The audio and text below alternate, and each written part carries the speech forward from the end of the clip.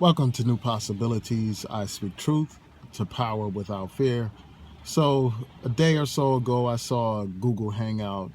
It featured two black men who were conservative, who were misogynistic, and a black woman. And they brought up some interesting topics, during their discussion. They were talking about what is the definition of a simp or, what are the characteristics of a simp. But while they were talking about this, various things came up in that discussion. And I want to just spend some time briefly right now responding to some of the things that I heard in that video.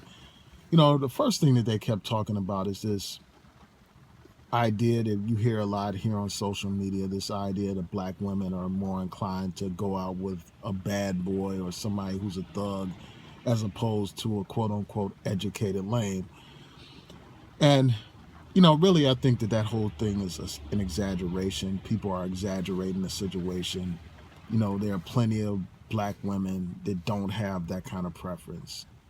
And just overall, there's some women that may want somebody who is a quote unquote bad boy or whatever, and that's of women of all races. So that's not a black woman's issue. That's not some kind of problem in the black community. And I just think that it's overblown and it's exaggerated.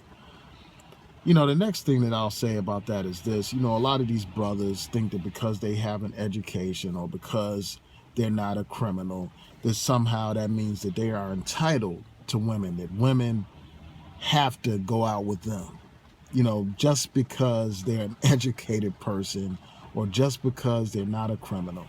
And I just think that's, ridiculous. I think that that's stupid to have that kind of attitude, to think that you're entitled to women just because you have a certain level of education or because you are not a criminal. So that's one thing that I'll say about that. And then a lot of times these people who say this stuff, who think that they are a quote unquote good guy, these are the same people on here calling women bitches and hoes and all that kind of stuff and saying disrespectful things about black women. I mean, the fact of the matter is, many of these people, they want to play this good guy, victim type of role, are not good guys and they're not victims. In fact, they are people who are victimizing and bashing and attacking women. So that's the first thing I want to talk about. The second thing is this, and that's with respect to dating. They were talking about whether or not the man should pay for a date, and does he have the right to have certain expectations if he pays for a date, like an expectation for sex and all that kind of stuff. And I just think that when you reduce a date down to a pay to play type of situation where if you take somebody out and you buy them a dinner, then automatically you're supposed to get some sex. I mean, that's reducing a date down to being like a transaction. It's reducing a date down to being like a prostitution type of deal, where in exchange for something, you're guaranteed some sex. And I just think that misses the whole point of a date. I think that that is real crass.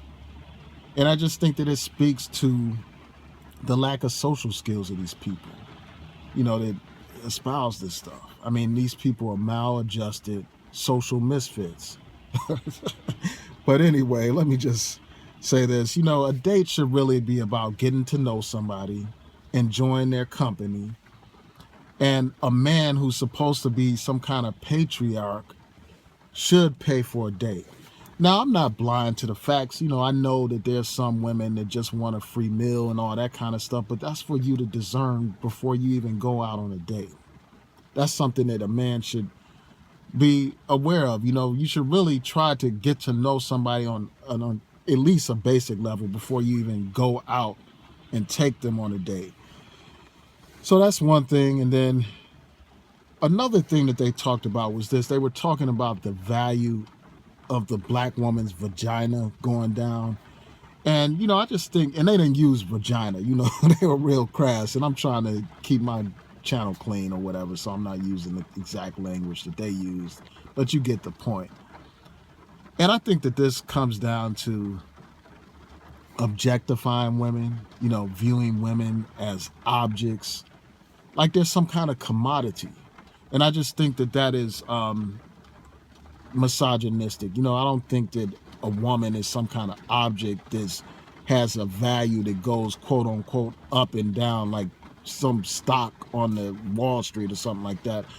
I just think that that's, just a crass comparison, and I just think that that projects or reflects these people's misogynistic mentality.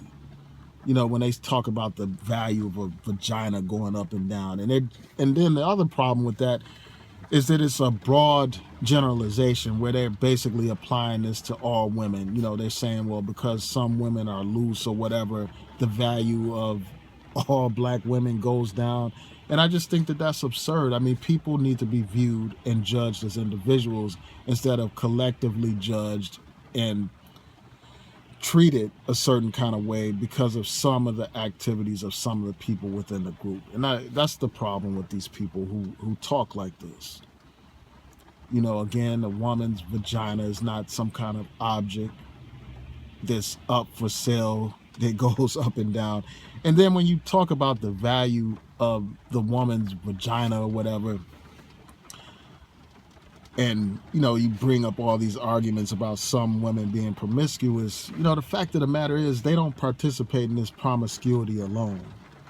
There shouldn't really be a double standard. Like if a man is promiscuous, somehow he's like rewarded for that stuff, whereas a woman is punished for that stuff or viewed in a bad light. And frankly, both parties should be viewed in a bad light, and that activity is not productive for the community, period. But I think that a lot of people turn a blind eye to that. A lot of these misogynists turn a blind eye to the role of the man in that situation. And another thing that they talked about was this. They talked about how, this one guy was saying that the more freedom that women get, the worse things get for the community. And this guy kept saying the data says this, the data says that. But the guy didn't cite any sources. He didn't cite any studies. He didn't cite any reports. He didn't cite anything. He just threw it out there. The data says this and that without any kind of proof. And, I just think that that's ridiculous. Our society doesn't benefit by having women in an inferior status, by oppressing one half of the race. In fact, women actually probably make up more than half of the race. There are more women than men. And suppressing and oppressing those women so that you can have some kind of emotional boost, that doesn't benefit anybody. I mean, when black women's potential is held down and held back, that holds back the whole community. But this guy had some ridiculous notion that by holding black women down, that somehow elevates the community. By denying black women certain freedoms, that elevates the community. I mean, that's what this guy was suggesting and saying. I mean, and I think that that's ridiculous. I think that all people should be entitled to equal play. All people should be able to get any profession that they're, work in any profession that they're capable of working in. They should have the same educational opportunities. They should have equal rights and equal treatment, period. Just because somebody has a vagina doesn't mean that they should be subjected to some kind of second-class status. And I think that that's what's wrong with the world. I mean, a lot of times people view women as second-class citizens, and we see some of the most repressive and backward societies are the ones that treat their women the worst. So I think that this notion that oppressing women or denying them certain freedoms is liberating the community or helping the community, I just think that that's preposterous. And these same men, that want to be patriarchs, these are the same men that want to blame women for all the problems in society. I mean, a true patriarch would take responsibility and take control over his society instead of blaming the women for all the problems in his society. And, this whole idea that black women form some kind of evil alliance with these white feminists to destroy the black community is just stupid. And it's just overblown. And there's no real hardcore data or reports to back that BS up. but people keep citing this mythology as if it's something that's real. Um, and I'm gonna mention two last points before I go, and that the fifth point that I want to make is this, this welfare lie. These people keep perpetuating this false concept that black women were so eager to get on welfare, and they, in order to get welfare, they were so eager to get rid of the black man and this and that. I mean, first of all, welfare is not something that people want, because welfare barely provides what people need to survive. Nobody's living it up on welfare. Nobody's living the good life on welfare. People struggle on welfare. They struggle to have food, clothing, and the bare necessities, but people are acting like black women are living it up on welfare. That they are so eager to get on welfare, to get a lot of babies, and, abandon the black man and kick the black man out and all this and that. And that's just stupid. It's just real stupid. And the last thing I'm going to address is this, this whole single parent issue and stuff like that. And I've addressed this in other videos. The fact of the matter is, it takes two people to have a child out of wedlock. So why put all the burden and all the blame on the black woman when that situation occurs?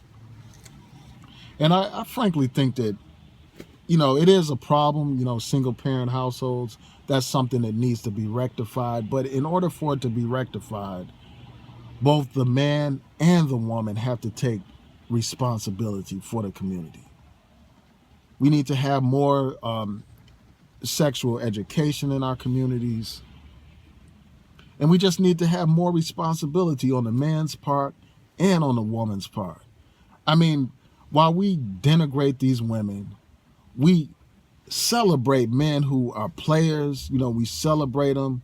We give them the, dap and all that stuff. We shout them out. We basically say, well, you're the man and all that stuff if you got all these women. So it's looked at as a badge of honor if a man has all these women. But at the same time, we want to attack women for, participating in that same kind of conduct. I mean, both of those types of conduct are undermining our community. So if we really want to stop the problem, we need to have a change in values, both for men and women. We have to realize how sacred our bodies are and, place some value on marriage. Both men and women have to place value on marriage. And I think that, frankly, a lot of women have placed more value on marriage. A lot of women do want to get married, but you still have a lot of men that have that player mentality, because that's what society promotes. They promote it in the music and the movies and just in general. I mean, so that's part of the problem. And that's not to say that there aren't women out here that, do want to have a child out of wedlock and do want to, engage in those kind of situations where they have a child knowing that the man's not going to be in the picture. I'm not saying that that doesn't happen. I'm not saying that there aren't situations where some women trap men. But the bottom line is this: it takes both people to conceive, so both people bear responsibility. So those are just some of my thoughts about these issues. Let me know what you think. Please rate, comment, and subscribe. Peace.